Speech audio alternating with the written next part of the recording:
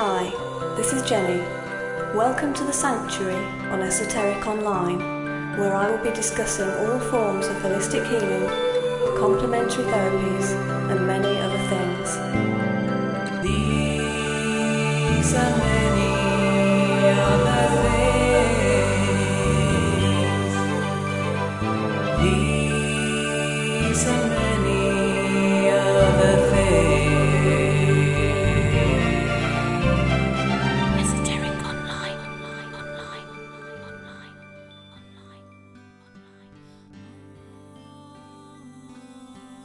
Today in the Sanctuary, I'm talking to Michael of Health Dowsing. Hi Michael, thanks for joining us today. Right, glad to be with you. Perhaps if you could start just by telling us a little bit about how you became interested in the field of dowsing, what started you off? This gets very odd because when I was a young lad, I lived abroad, and as a few of us, we used to be total pains to all the adults around us. Not unusual. And we used to have quite a run out in the Far East of an area to play with. And this goes back into the 50s and 60s. At the time, there was still an emergency around Malaya. And being young lads, we decided that where we wanted to be was the other side of the barbed wire. So we disappeared the other side of the barbed wire, much to everyone's upset. Eventually, they found a way of trying to keep us there by having somebody teach us dowsing, thinking that would keep us there. It didn't, it just meant we dowsed wherever we were going and we wandered even further. So you were dowsing to try and find a safe place to go, you mean? Or, as we wandered through bits of jungle, where to find our way back. Right, so you had a very practical use for it. Oh yes, and thinking of it now, it would have actually totally driven the adults up the wall. But we didn't think of that as children. That was just fun. And I suppose as a child as well, you would just accept dowsing is happening without questioning it. It worked. It got us where we want.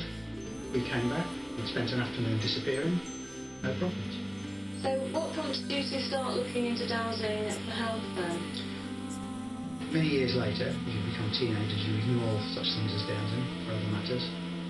Later on, in my 20s, a friend of mine became ill. And we were thinking of ways to try and sort out and help them. And I suddenly thought, well, dowsing works. You can find other things with it. Why can't you find out what's wrong with the person? So we looked at parts of the body. And being scientifically trained originally, we started getting very scientific about it and going through all the maps of the body for the areas and functions that were not working. And in fact, we pinned down what was the matter with the person by the same time that the doctors came around with the answer. Right. So we felt quite elated by that. Because a lot of people might assume that science and dowsing aren't compatible, but I assume you think the opposite is the case. Very much so. And a lot of the chaos theory and the high string theory and other high physics levels and global scaling, they are actually very much the same. They're working in the same ways. And there's a lot of maths and research going into both. So dowsing seems to fit the picture a lot more than people would think. But it's an instinctive and intuitive working of it. And your tooling trade is mainly the pendulum, I gather? Mainly the pendulum indoors, because most of the work for health is indoors. But if I'm out in the field doing earth energies or something like that, obviously the rods are better and more practical. And there are other devices around, but of them, those are the two I prefer. And of course, there's always what's called deviceless dowsing, where you just use your hands and you sense what's going on. And I've also heard that people use their body as a pendulum as well, would use their whole body. Oh yes. One of the famous cases in France was a gentleman who was a water diviner who employed a young lad, this is 1700s, and the young lad's function was very simply, when the person collapsed over the water spot, was to put a peg in and drag him off the spot. And then his nervous system recovered, and he could have it the whole dog. Yes, I suppose water divining is what most people have heard of, isn't it? It's the most usual one, and it's the one that's most sought after. And it's the one, I suppose, that you can have the most easily proven as well, isn't it? Because either the water's there at the end of the day, or it's not. Yeah. That's the most provable one of them all. In fact, there are not as many water dowsers as there are water dowsing requests. Gosh. We have a group as part of the British Association of Dowsers, it's now called Village Water, that go out to Africa, various places in it, and actually find wells. There's a digging team that go in and put in the full pumps and the rest of the water supply. So when I'm thinking of water divining, you still get the image of an old man with a hazel twig walking along. Does that still go on then? That still goes on a lot. Tends to be a bit of a shortage of hazel twigs in hedgerows these days, but yes, it still goes on a lot.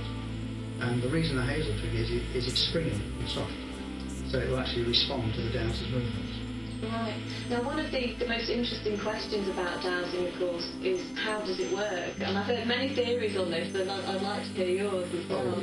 For every 10 dowsers, there's about 50 theories. The one I use to explain it, or shall I say, is one that most people accept better, is it works rather like a radio and radar, controlled by your brain.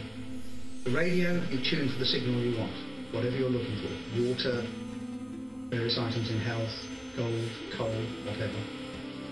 The radar bit is the brain sends out that barcode and see if it gets a response. If it does, as that signal returns, it then comes back into your brain, which causes the muscles in your back to shake and along your arms, so then your fingers tremble. And it's that trembling of the fingers that gives you the answer. But you can then get your brain to decide how you want that trembling to be displayed on your television or radar screen. So it shows it to your best advantage. Right, see. So if you were dowsing with a pendulum, for example, how would you disassociate yourself with the answer? Because as soon as you bring the human equation in, you bring bias to it, don't you? Yes, this is one of the hardest bits. This is where you've not got to become involved in the answer. It's almost like a meditation response, a concentration response. It's hard to define how different people do it, but basically they put out of mind what they're looking for. And the just allow it. expectations you might have. Yeah, because if you expect to find something, you always will. If you're going into it totally open. And the result doesn't matter to you, and that's the hardest bit. The result doesn't matter. Now when you're doing that for health, the natural tendency, it does matter, doesn't it? the tendency is you want them to be well, but you've then got to actually override that and say, I don't actually care whether they live, die, or in great pain or not. I just want to know what the problem is. And keeping that away from the fact that you really do care, and sorting out a result. Because you could get into all sorts of difficulties with diagnosis as well, can't you? The medical side is a legal minefield, because for animals, legally a vet holds the responsibility.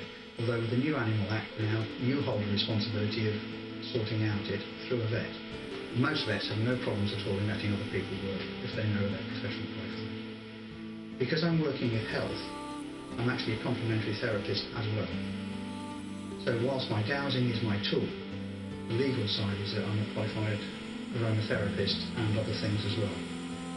The dowsing then is secondary to the qualification, because I can treat through my qualification. But if you dowsed over a problem area and picked up something, would you then send them off to see a doctor as well? Yes. I mean, there are levels of things you can work with. I mean, colds, flu, sinuses, things like that you can deal with. If something becomes more serious, you need to send them to them. But also, I've always felt that any of the dowsers working in that field need to have some counselling skills. You can't say, oh, by the way, you've got cancer, you're going to die in 3 weeks. Go and tell your doctor that, because that isn't right. Would you tell a client something like that? I'd have to assess how well they'd take it. Normally I'd say, I think there's something far seriously wrong here that I can't deal with, go and see your doctor. But I have once been put on the spot by somebody that said, have I cancer?